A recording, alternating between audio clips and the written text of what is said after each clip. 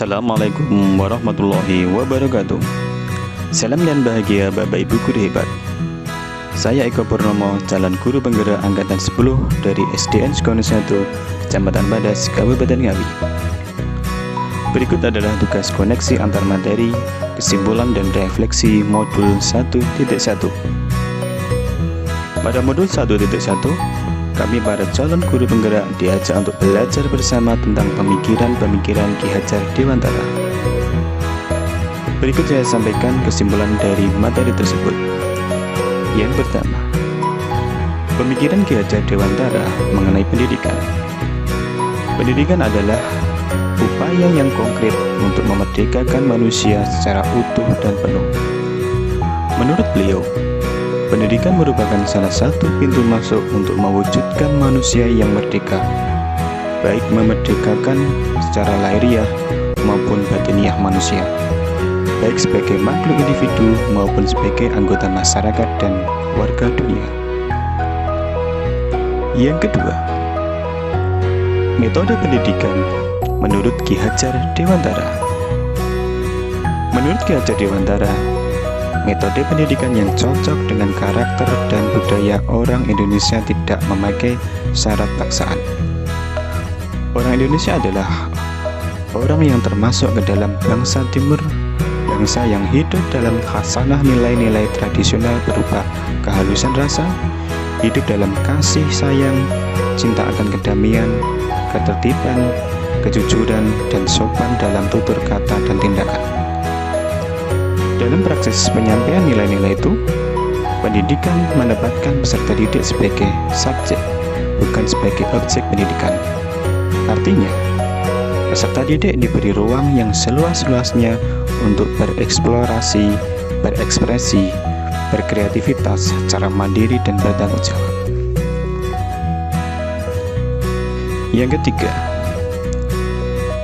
sistem Among atau trilogi pendidikan Ki Hajar Dewantara, yaitu asas ini telah banyak dikenal oleh masyarakat. Sistem Among berasal dari bahasa Jawa, yaitu mong atau momong, yang artinya mengasuh anak.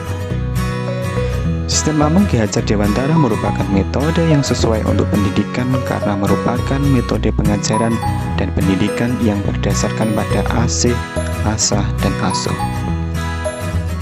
Sistem Among sering dikaitkan dengan asas yang berbunyi Ingarso sung tulodo, yang memiliki arti di depan guru harus memberikan teladan seluruh aspek kehidupannya. Hal ini mencerminkan bahwa menjadi seorang guru harus bisa memberikan sebuah keteladanan dan menjadi teladan.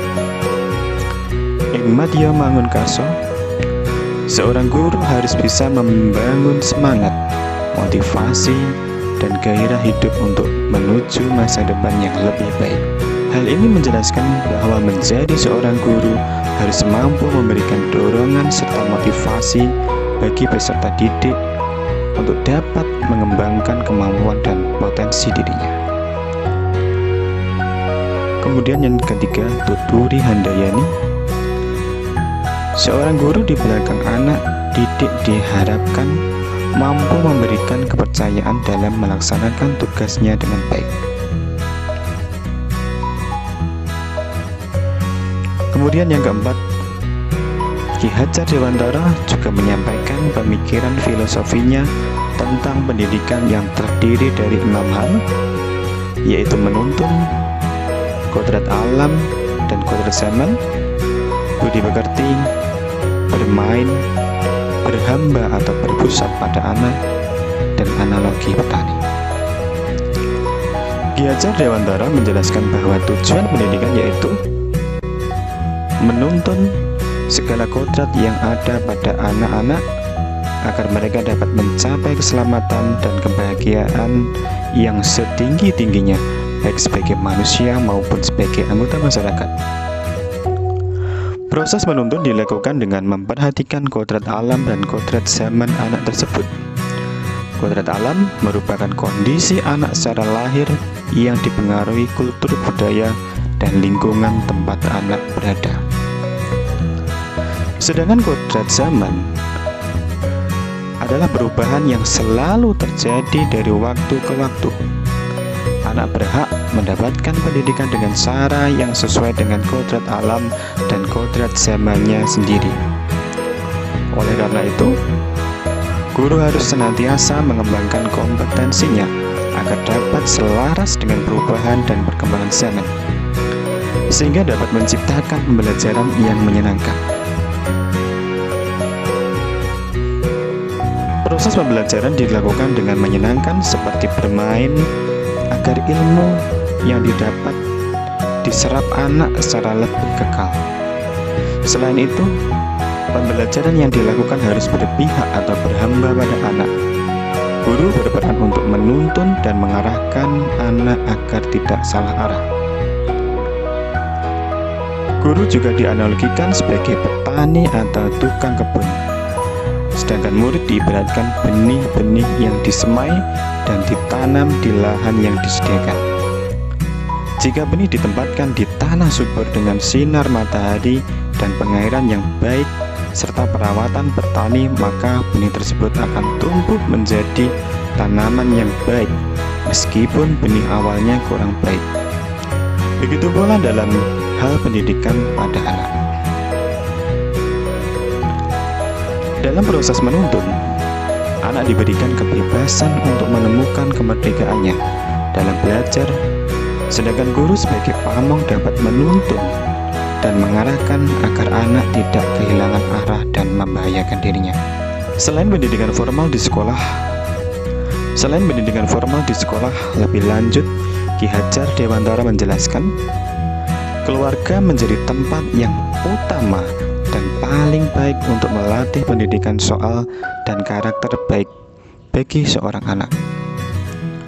Keluarga merupakan tempat bersemainya pendidikan yang sempurna bagi anak untuk melatih kecerdasan budi pekerti, yaitu pembentukan watak individual.